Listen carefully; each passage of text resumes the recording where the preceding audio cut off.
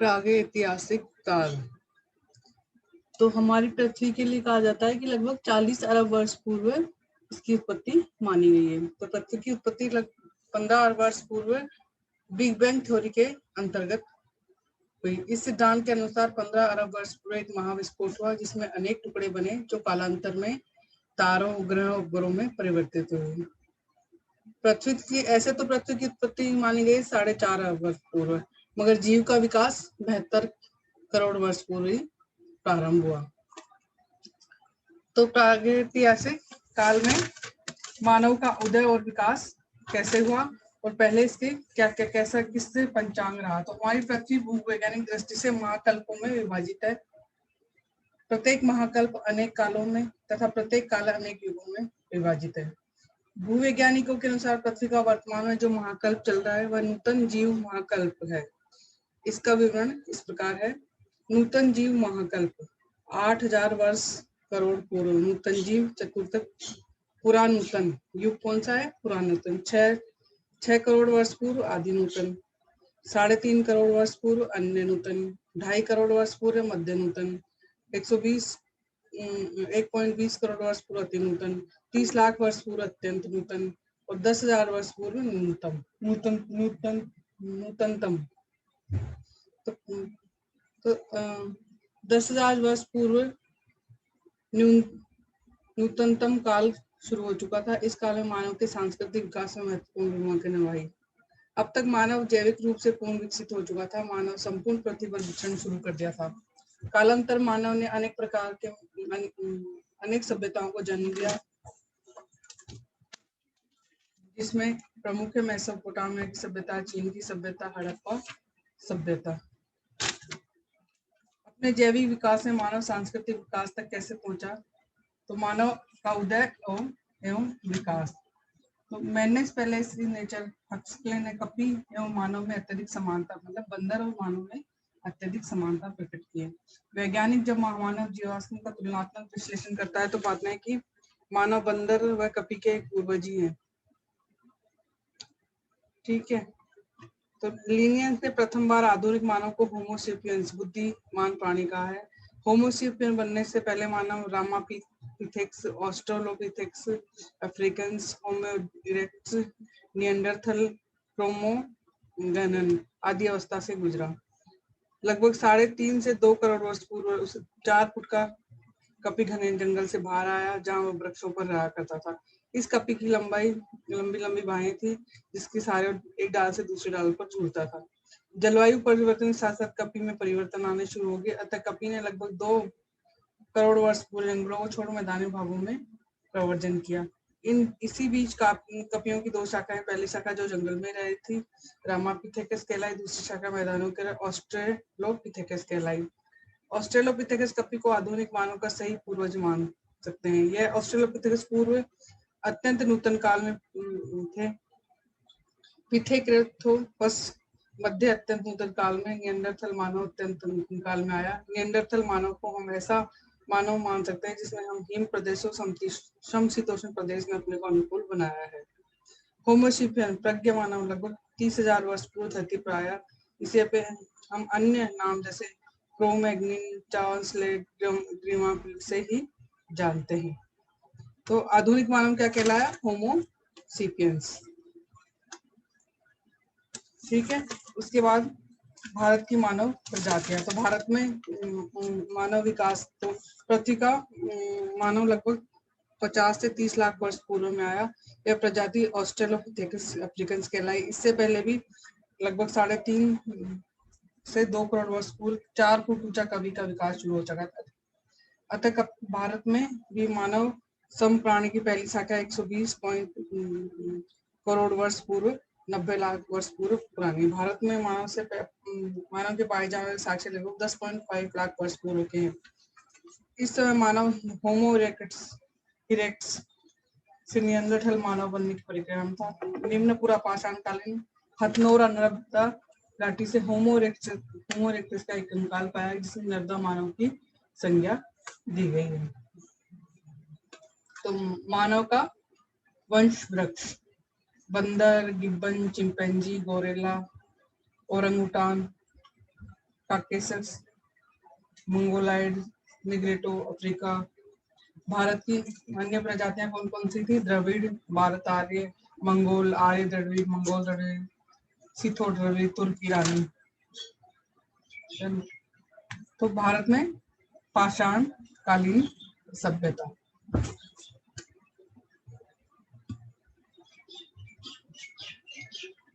तो सबसे पहले कहाँ खोज की गई? 1863 में इसका खोज आरंभ करी, जब भारतीय पुरातत्व सर्वेक्षण विभाग के विद्वान रॉबर्ट ब्रूस हुक ने पल्लवरम मद्रास से पूर्व पाषाणकालीन उपकरण प्राप्त किए। सर्वाधिक महत्वपूर्ण अनुसंधान के रूप में 1935 ईस्वी की डी टेरा और पीटरसन के नेतृत्व में येल कैम्ब्रिज विश्वविद्यालय के अभियान दल से शिवालिक पहाड़ियों की तलहटी में स्थित कोतवार की पठारी का भाग का व्यापक सर्वेक्षण किया।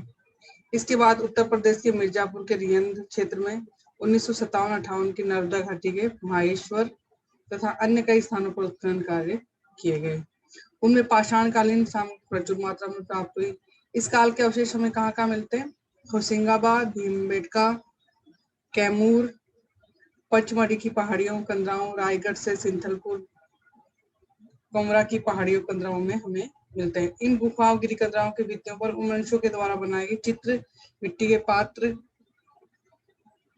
तथा कोयले, भस्म आदि प्राप्त हुए हैं।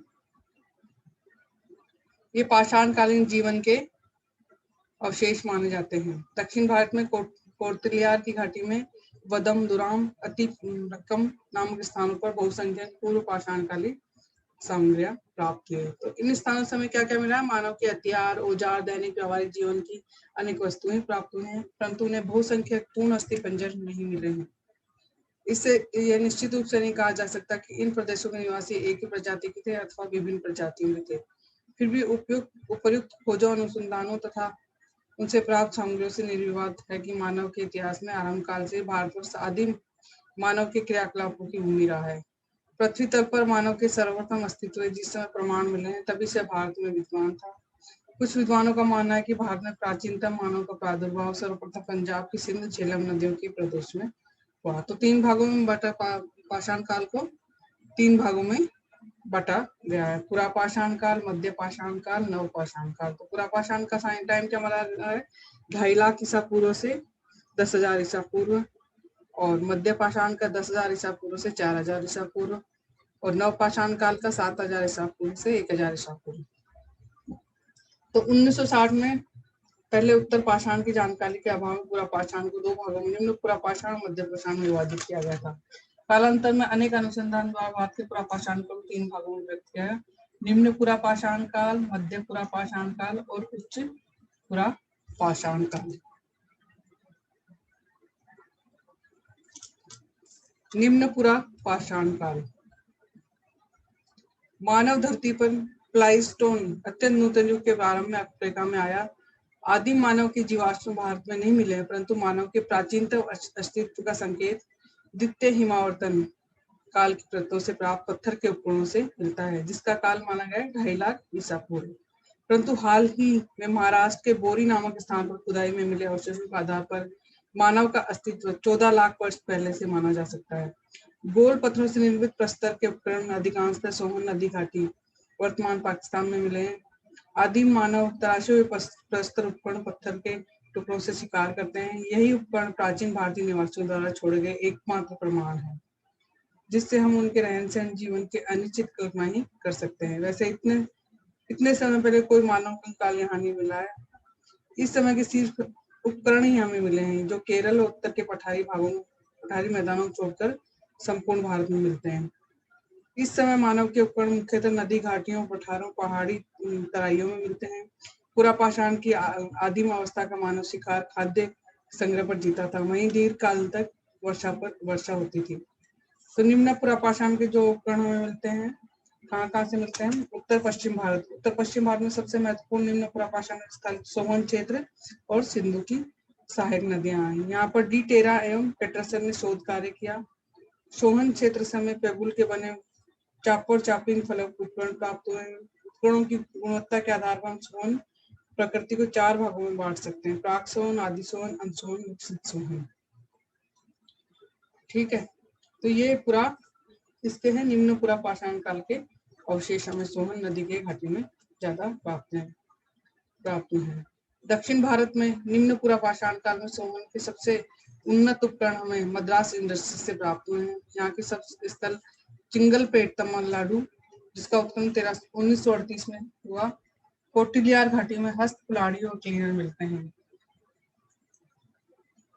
मध्य भारत से हमें कहाँ से मिलते हैं? नर्मदा घाटी में अत्यंत नूतन युगीन अवसादों के विशाल अवशेष मिलते हैं।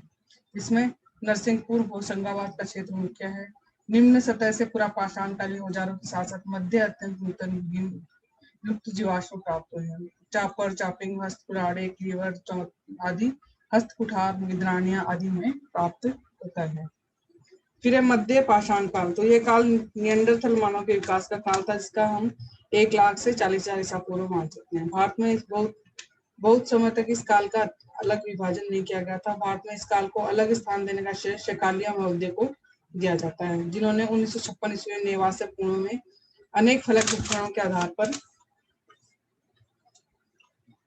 आधार पर मनुष्य के मध्य पुरा पाषाण के काल के कदम रखा।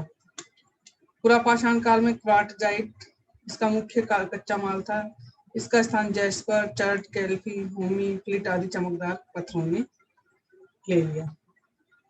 उच्च पुरा पाषाण काल तो लगभग 40,000 वर्ष पूर्व काल हिमयुग की अंतिम अवस्था का काल था। यह अब जलवायु गर्म होती जा रही थी।